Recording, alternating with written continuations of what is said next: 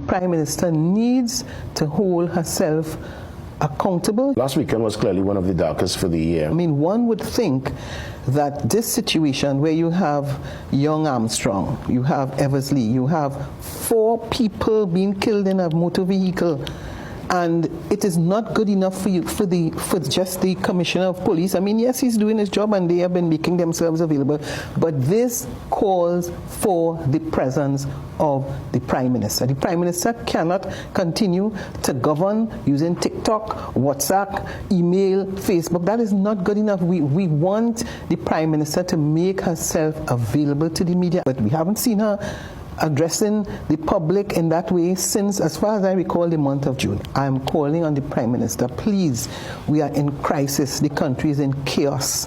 The public want to see you, they want to hear you, just as how when you were campaigning in 2025 last year and you made yourself available. Where is the delivery on crime? Where are all these promises that you made?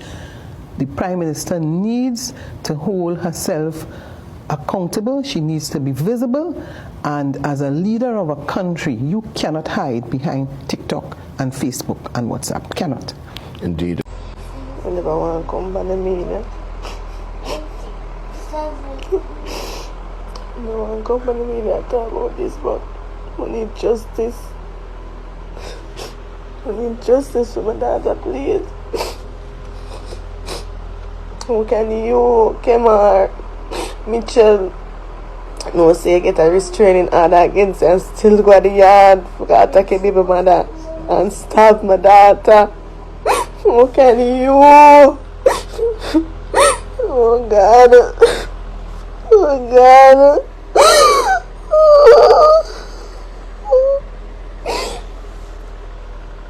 I know my God no wicked enough. I know my God I'll come true for my daughter. I know I'm going to come true for my daughter. My mama tell you. A big man.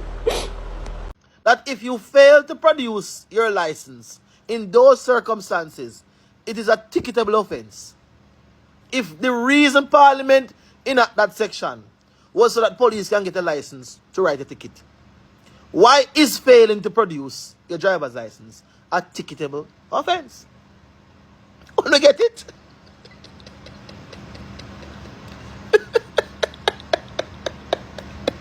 Come it done fail Vicky already. So that could never be asking you to get my license so you can write me a ticket. So that's my last video when I post on my platform. And I said to some people, to the public, say, not even if you write a ticket. That section never give you that power. Some people in me here. Yeah? Failing to produce a driver's license in those circumstances to a constable in uniform or one who shows their ID who requested for examination is an offense.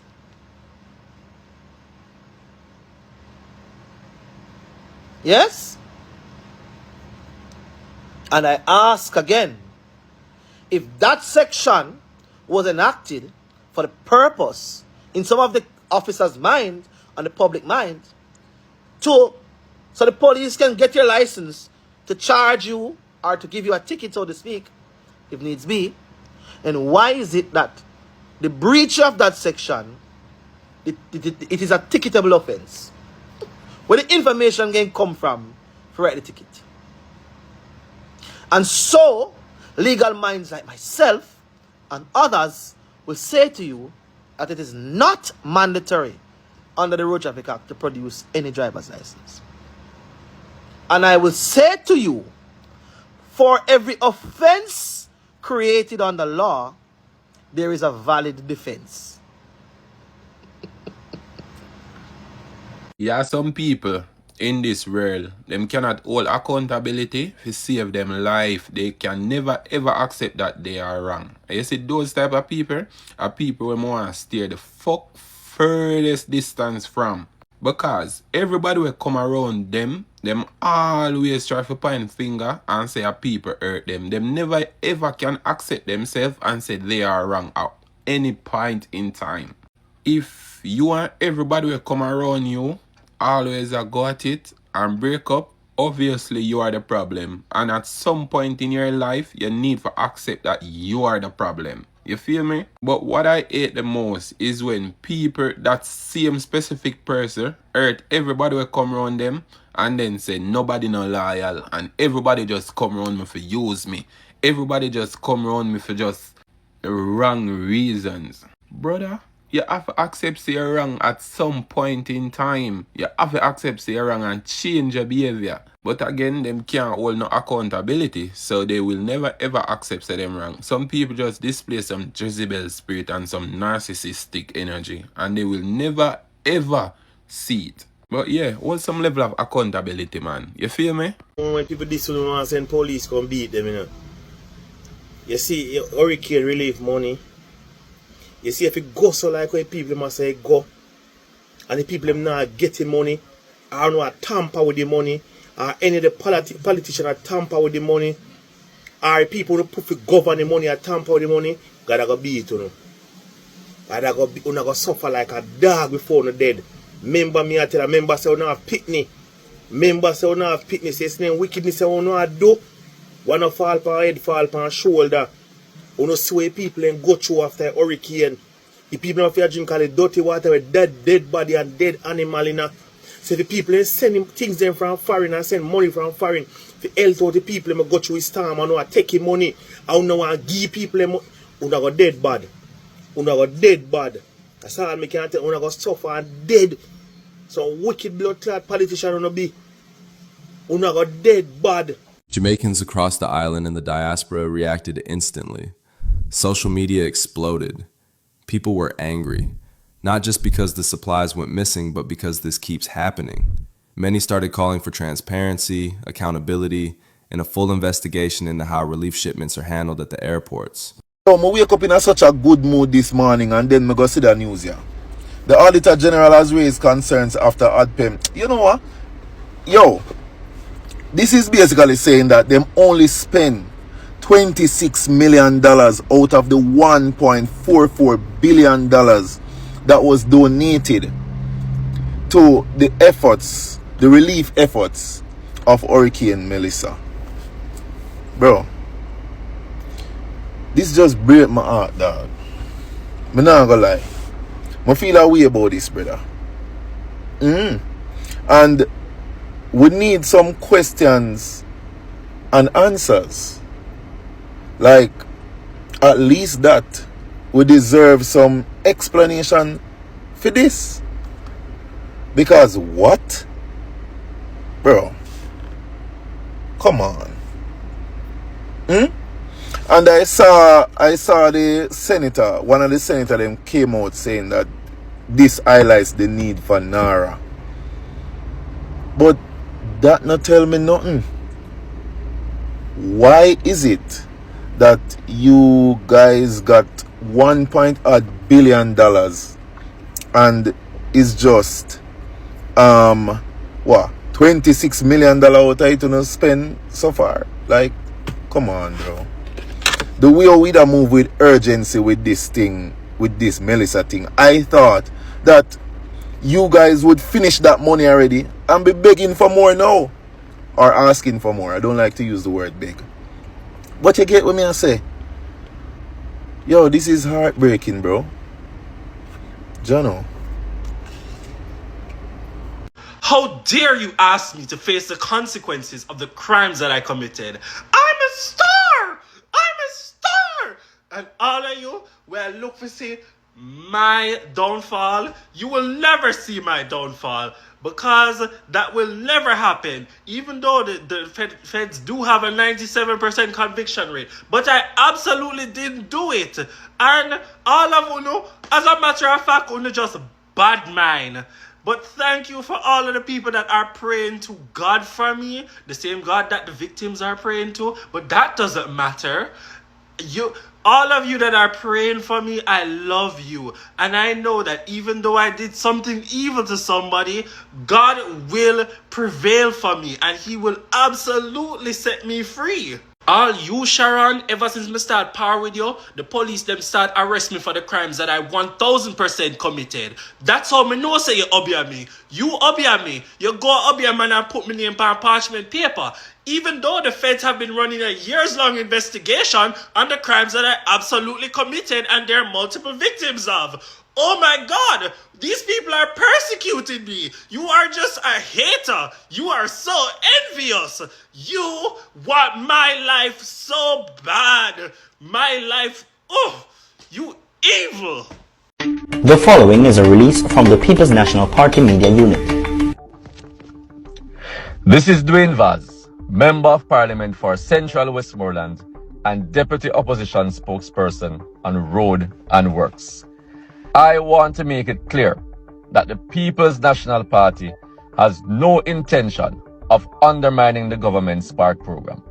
Our focus is on accountability and delivery. We are not here to undermine anything. We are here to ensure that what was promised to the people of Jamaica is actually delivered. Jamaicans deserve real, measurable outcomes, not shifting narratives. I have also taken note of concerns raised by some members of parliament across constituencies regarding the treatment and compensation of workers under the program. We have received several reports from workers who say they are being paid below the minimum wage. These concerns cannot be ignored. Many workers are not paid through the formal system, like payslips or direct deposits. So the type of proof being demanded may not exist. That does not invalidate their experiences. I also want to address the claim that we are somehow jealous of the program's success. That is simply not true. What we are seeing instead are inconsistencies in the government's own messaging. At the outset, the commitment was 10 roads per constituency, and members of parliament were given a final list reflecting that. In the minister's most recent statement, he indicated 6 roads per constituency. Which is it? Based on what we're seeing, fewer than 3 roads per constituency have been addressed on average. That is well below what was promised and even what is now being claimed. This is not about politics. It is about people. It is about ensuring that public funds are used effectively and that communities benefit in a meaningful way. Visit our website at pnp.org.jm or check us out on Facebook at Jamaica PNP. Somebody on the app, I noticed an urban reporter was helping a young man named Kirkus. He wanted to graduate from Eltham High School, my school. I'm a past student also, and I know the drill over there. Anyways, she got a tip from a fake page, it seemed to say Kirkus is a scammer, and nobody for help him, them for beware of him and whatever. Alright, I'm telling you the truth. I feel so bad for the young man. And every help over here, you know, guys. Over here says not charity, you know. If you want help, turn on your screen and beg for yourself. Do not go on these platforms and ask these people for help. Them not give you no loan and no grant. And when them do give you one of the grant and the little help, them chastise on your feet, them bring on you down, them make you feel low, less of a human being. Urban reporter, you can do your reporting, but be credible about it. Get proper information. Do your research. And everything you get from people, you just hurry up and ball it out and say, guys, we this and guys, we that and guys, we this and guys, we that. Everything is not about bring down. Because you're trying to help him. Why not figure out if he was lying for real? Try to figure out where the school name, you can pay the school. Get in contact with him. Make him know, say, yo, I heard that this is a scam. You just come put the information on the media like that. You know, bring them on your own self these days, you know, notice. All because you're famous on TikTok for mix up. These mix up pages are not pages you guys should be on begging for help. If you don't know, learn today. I feel bad because I'm a mother. And can you imagine me not have it forgive my child and him go ask for help and this is the bring down him get him as a scammer? Because your information is not credible. Come on, man. Kirkus or whatever you want him, young man, I pray you get the help. Turn on your live and beg. Do not go on these people live and beg them. Them wanna come to save us. Them not saving nobody. All them do is bring down people. Mix up. Me not like that. And I don't like that he's a child. I don't fucking like that. You might graduate from high school and you might ask for some help. Do your proper research if you feel like he was a scammer. End of story. No beg them nothing. Them not over here to come save and help nobody. Them a mix up page. So speaking of developers and legislation and all that stuff, this is a question I've been wanting to ask for quite some time. It's a bit controversial, but why are real estate developers not subject to the Anti-Money Laundering Criminal Proceeds Act? Is there a reason for that in terms of the development process, or is it just good old-fashioned hustling? I personally cannot tell you why, because it makes a lot of sense. Real estate brokers, agents, we are regulated under the Act. Lawyers are regulated under the Act. Banks are regulated under the Act. Insurance is regulated under the Act. So all of these persons collecting money or dealing with funds or in real estate because they've identified that as a high-risk area for money laundering, they are regulated. What the argument has been is that, okay, because developers would be using attorneys or realtors, in that way they're in the POCA Proceeds of Crime Act ecosystem. Indirectly. Right. But I will tell you for sure that as an attorney and as a realtor, sometimes you don't know what your client is doing. So if a developer has a cash purchaser who is giving them the money directly, you have you might not be the wiser of that situation. To my mind, it makes sense for them to be under the Act. I think it only further bolsters our standing internationally. It takes us off of being, having risks like being on the grey list again. The compliance is really mostly paperwork. Oh my gosh, it's so a lot. But it is, if you're a big developer, it's doable. And so to my mind, you either need to be, if you're deciding as a developer, because the Act also allows you to sell your own units as a developer. So you don't have to use a realtor. If you've decided to do your own thing and sell your own units, you should have some facility in place to be vetting where the money is coming from. So those are some of my thoughts. I think it's a fairly easy change to make. It can be done by ministerial order, and so I definitely would welcome that. Accountability cannot be selective. We therefore propose, Mr. President, that this Senate use the passing of this bill to call for a broader digital accountability framework, including a statutory body-worn camera policy for the JCF. Although I tell you, although I warn you about it, you're still proceeding. You're talking about this piece of legislation here, and you're calling the Senate to call up for body-worn camera. Come on, Mr. Bernard, man. But they can respond. You don't need to respond. Right. No, I'm dealing. Is it? Look here. I'm just concerned with it. Senator Brown. Anytime I want your guidance, I will ask you for it. Give me the standing order. The standing orders require you to be relevant, So just. You recognize the activists in the president, Mr. Professor Morris? Senator Brown, your presentation is very good, but you're running off of the rail to a certain extent. Just stick to the topic of the bill, man. Mr. President, I will move to conclude. I will move to conclude, Mr. President. So today, as we strengthen the Cybercrimes Act, we say to the government,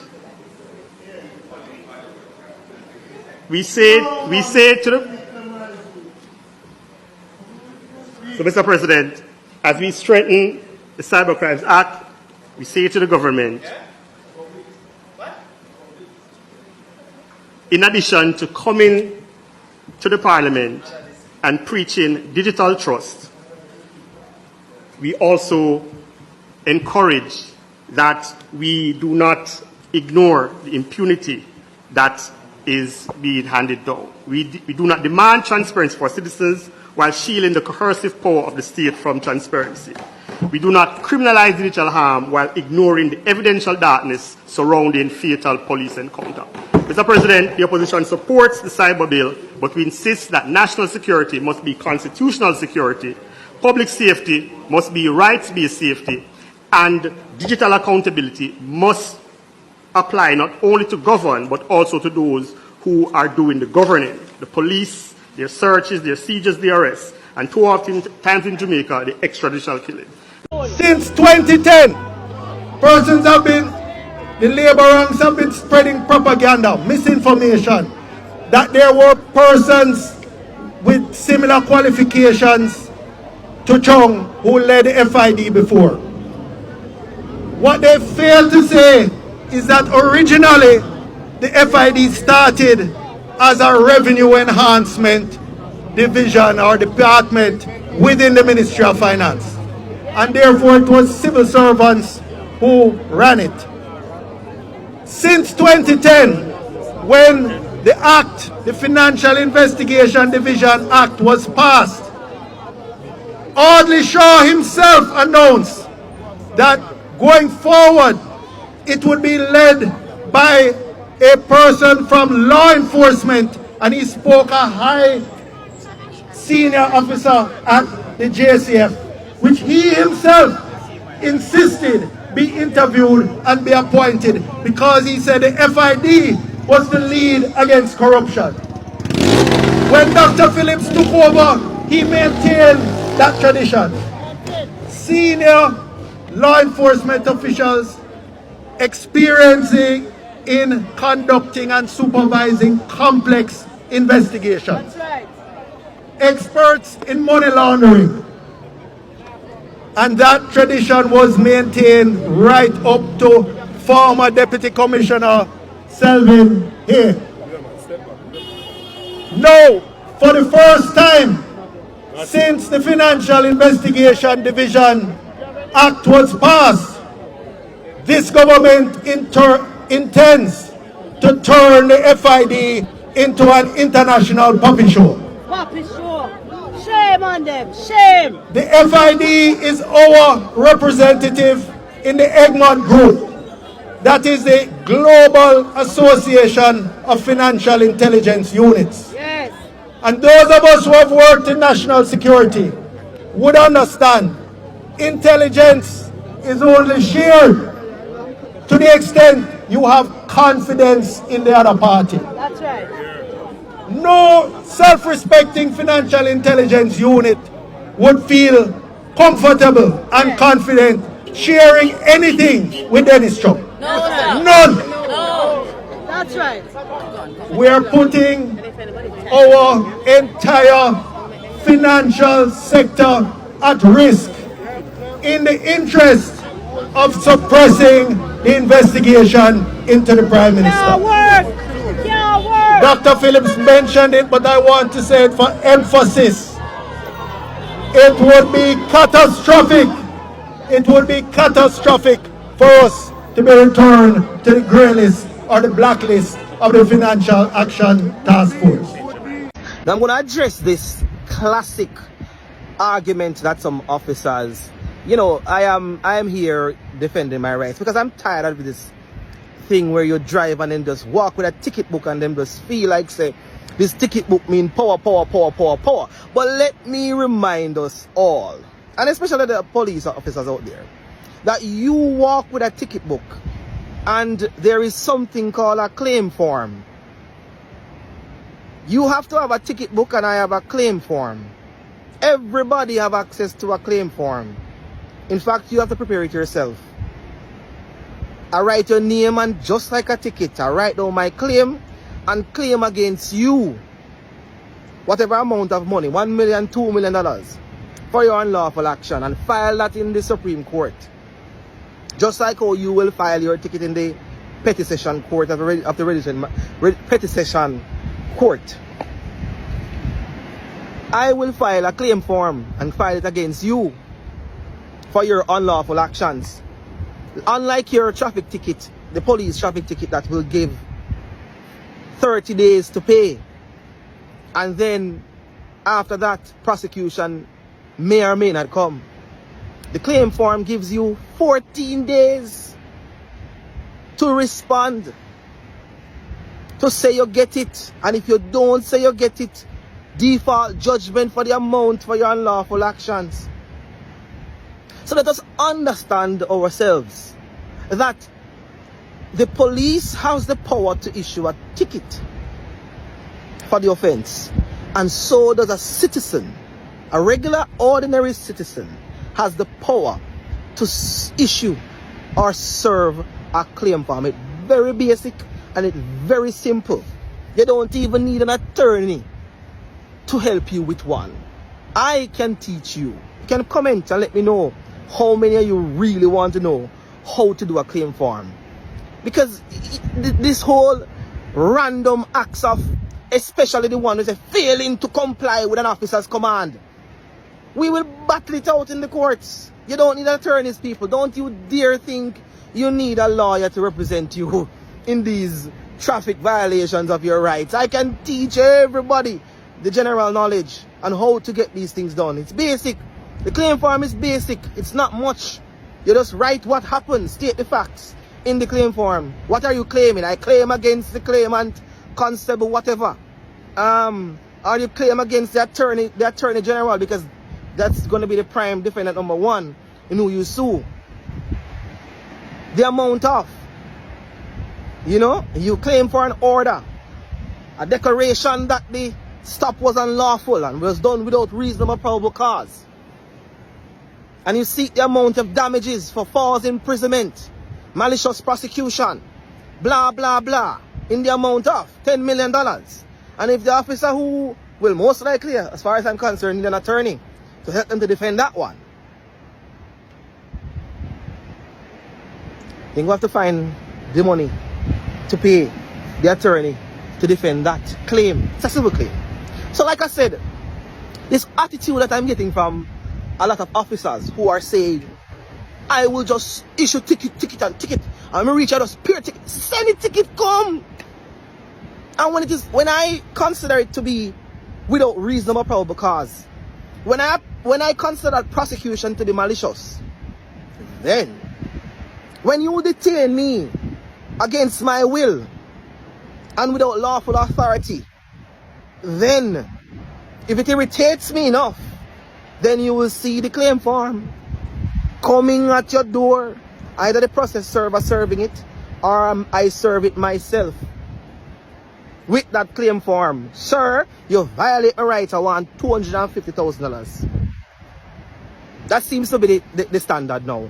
Because in that case whereby the traffic tickets issued over a period were declared unlawful, the claimant got $250,000 awarded to him for breach of his constitutional right to due process.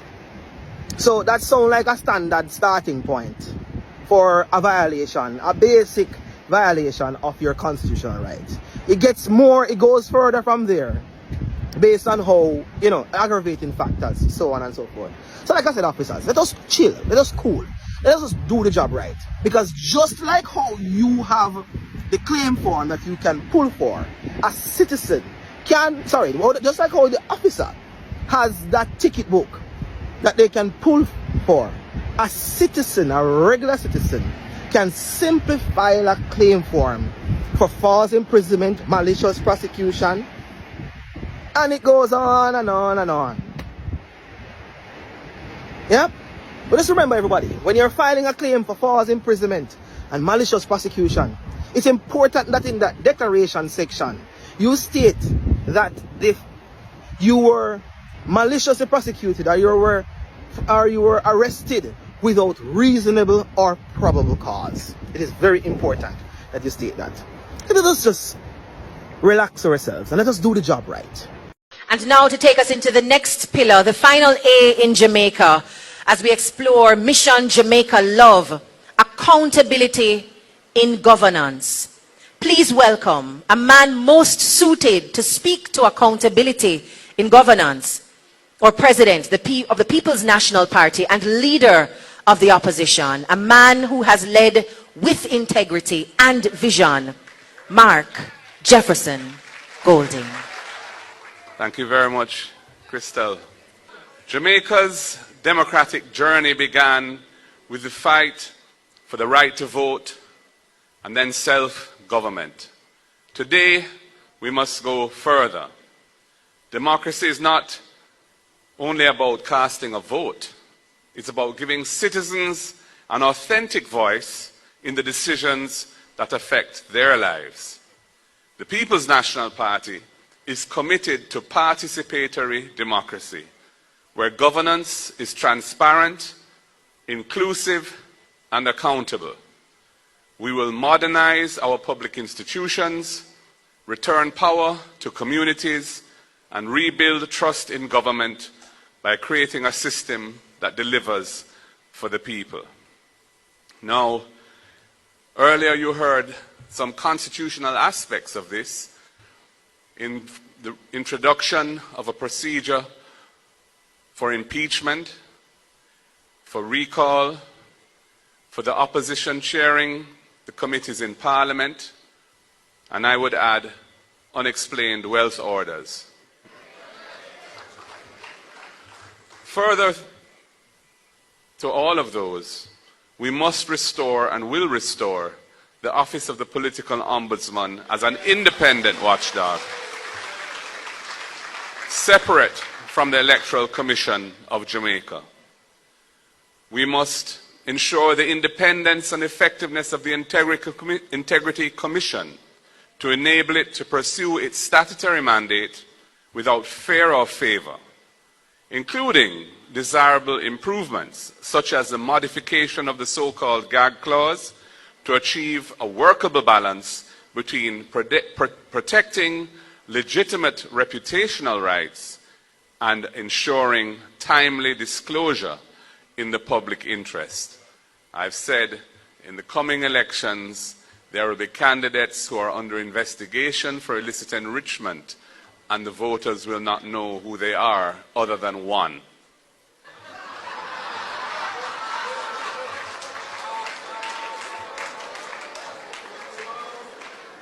We will strengthen the oversight committees in Parliament, including by enacting mechanisms that facilitate the participation of civil society and other non-state actors in the work of those oversight committees. We must broaden the democracy in this country and include more people in the process of government. We will modernize the Access to Information Act, which was introduced by the People's National Party and which needs further reform, including to implement simpler processes, shorter timelines, and a broader scope to facilitate the flow of information to the public. We will modernize the legal framework for obtaining permits and licenses to ensure efficiency, fairness, and transparency. We will increase the monetary jurisdiction of the parish courts so more Jamaicans can have access to justice that is affordable and closer to home. And I would remind that the emergence of the parish courts took place when I was Minister of Justice, when we modernized the system from resident magistrate courts to the parish court system. And we will hold public dialogue on the National Sex Offender Registry to ensure a balance between public safety and rehabilitation of offenders, because the society is calling for that. In local government, we will build on the constitutional amendment enacted in 2015 that guarantees a local system of democratic governance. We will review the 3 strategic laws that we passed under Portia Simpson Miller: the Local Governance Act, the Local Government Financing and Financial Management Act, and the Local Government Unified Service and Employment Act, with a view to making necessary adjustments followed by full enforcement of their provisions, which has not happened yet. We will empower the parish development committees and community development committees to create local plans. We will shift focus from constituency politics to community development by expanding the powers of our municipal corporations to make a difference in local people's lives. And we will establish a national People's Assembly, including diaspora representatives, to review laws and shape policy impacting local communities. We will introduce participatory budgeting and local planning, where citizens help to decide the spending priorities, which is contemplated by the 3 strategic laws. And we will create stronger accountability measures for local government, linking funding to measurable performance. Jamaica is demanding broader inclusion alongside greater accountability and integrity in public affairs. And the People's National Party, under my leadership, will deliver on that broad call. Thank you very much.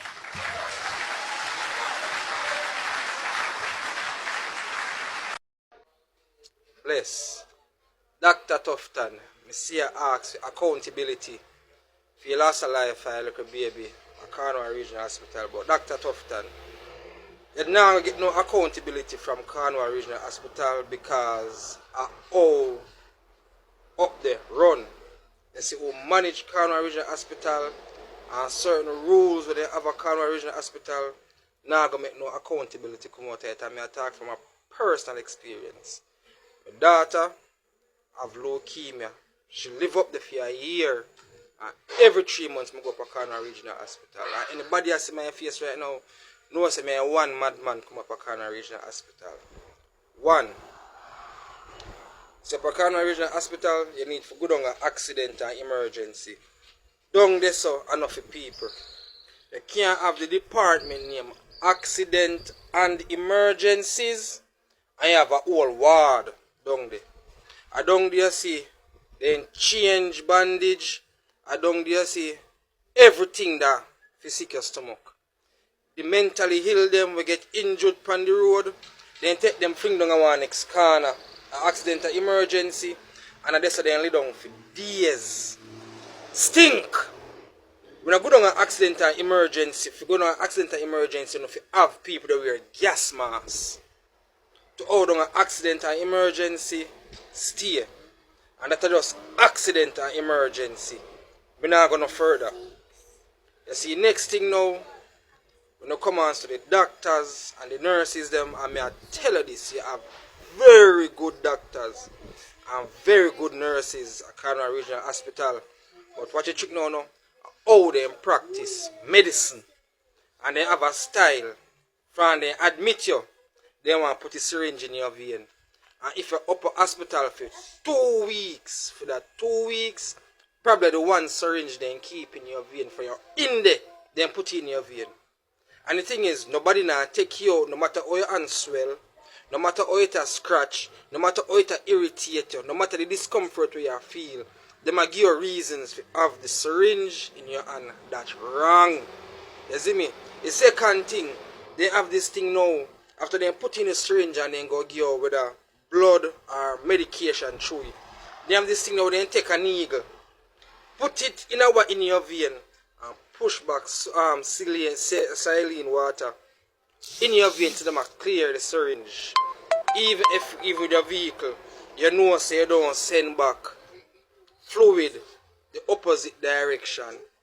You understand? It will damage the vein. And that painful as hell. Trust me.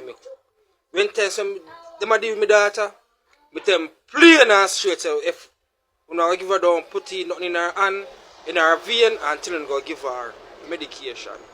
The second thing, next thing now they do, up a Cornwall Regional Hospital that I'm in total disagreement with. Like for my daughter case where they have to inject her in her spine, or they have to take fluid out of her spine. They have you sign a waiver. And when you read that waiver, it dictates that anything will happen to the child while they go through the procedure. You can't hold Cornwall Regional Hospital or the doctor responsible for it.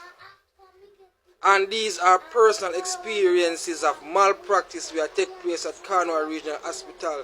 They don't have the nurse, them we don't have no manners. We don't have nothing about them.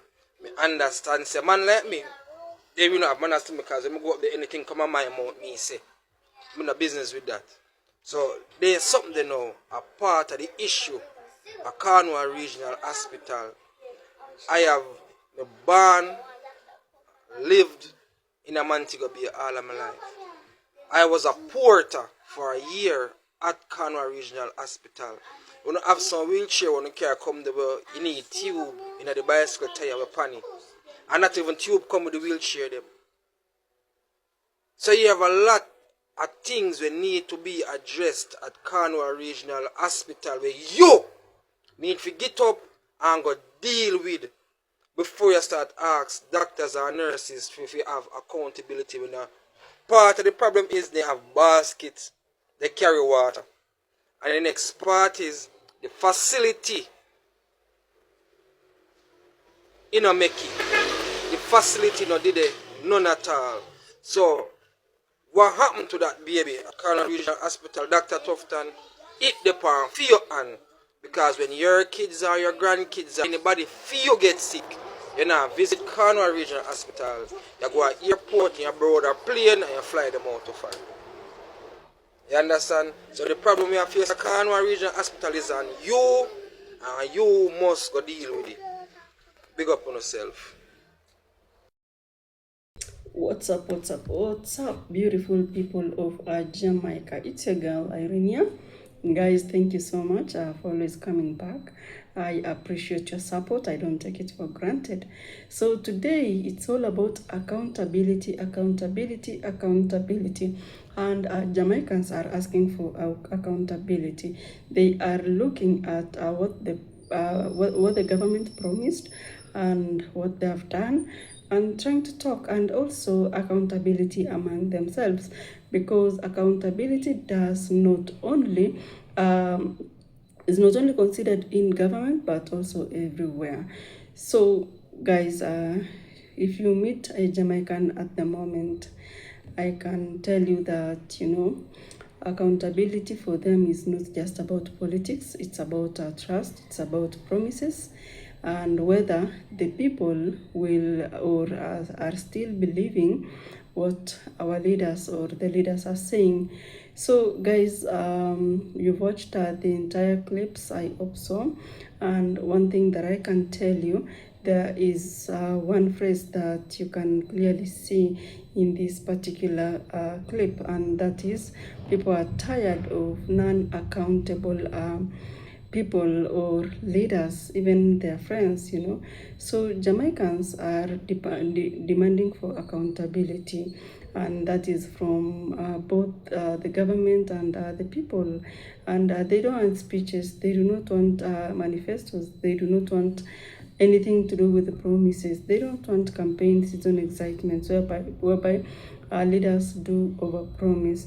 People want results, and recently in Jamaica, we have actually seen the media. We've watched clips whereby the media has majorly focused on transparency, on broken promises, and the cost of living. So of course, there is public spending of the taxes again, and of course, people want to know if the politicians are truly listening to ordinary citizens. And guys, you know, that's all that matters among the good citizens of Jamaica. So in today's video, as you can see, we are talking about something that is very, very important, not only in Jamaica but across the world. We are talking about accountability. We are not talking about the vibes. We are not talking about parties. We are not talking about empty speeches, but accountability. Because, you know, Jamaicans are asking very hard questions, and they are not just like the young Jamaicans, even of the older generations. And of course, you know, for them, they feel like, you see, these promises, they're just empty promises. Like every election season, people come out, leaders come out, and, you know, they do the same game, you know, over promise. But again, after even over promising, people still remain the same. People still struggle even after they are elected. And of course, nobody is being held accountable for that. And that is why we are talking about this particular issue of accountability, because, to be fair, honestly, guys, people of Jamaica, from both sides of the government and the ordinary people, they are speaking. You know, of course, some will support the government, or some others will support the opposition. But at the end of the day, you know, anything cost, anything taxes affects all Jamaicans. It doesn't matter if you support the government or not. So people are talking about, we should stop talking and start delivering. If it's asking or following up on a major issue, we should actually follow it up until it is dealt with. So one of the major things that Jamaicans are talking about is trust. Trust is very important because a lot of Jamaicans, they feel like these politicians that they elect, they only come to them when the politics season is active, but after that everybody disappears. And when that ends, like it just ends there. Everything that they had ever promised about giving them water and providing jobs and housing, it disappears to the thin air, and after election it's all silence. So that's the frustration that most Jamaicans have been facing, and now they are showing up and are talking about these issues. So my good people, honestly speaking, many people in Jamaica are saying that they are tired. They want to give balanced opinions also and let the world judge for themselves. As much as there is lower crime rates now in Jamaica, there are still areas that